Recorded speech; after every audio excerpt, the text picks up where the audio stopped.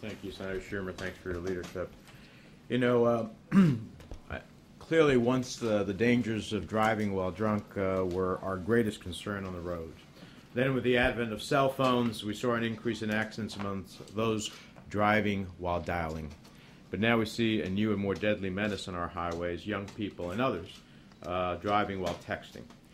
iPhones, Sidekicks, Blackberries are ingenious, sometimes indispensable devices. We all see it around here as we use it, whether a member of the Senate or a member of the press talking to their editors back at their paper.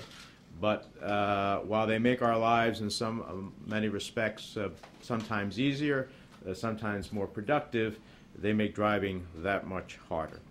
And I think one can hardly imagine the dexterity that it takes to go ahead, watch the road, be watching your BlackBerry, reading a message, scrolling down, and keeping an eye on the traffic around you, all while going at 60 miles an hour.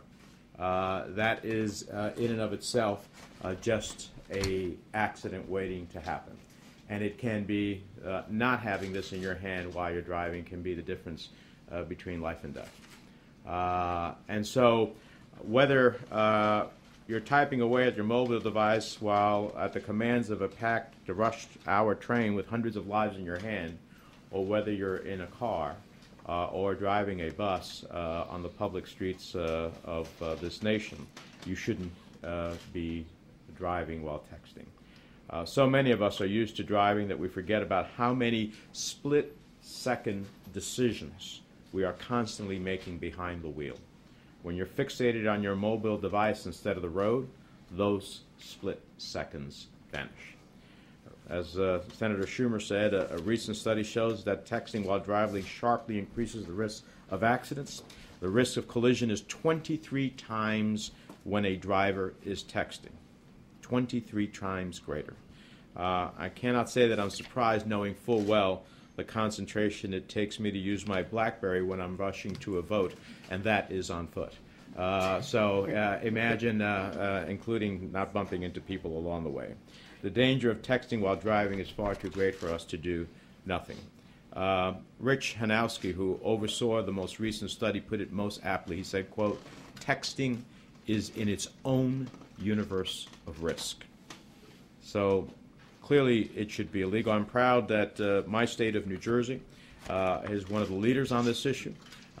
We not only have a law that makes it illegal, we have a law that says that if an officer sees you texting while driving, it is a primary offense, which means you can be pulled over simply by virtue of that offense itself. Unlike sometimes with seatbelt laws, which is a secondary offense, you have to be pulled over for some other reason.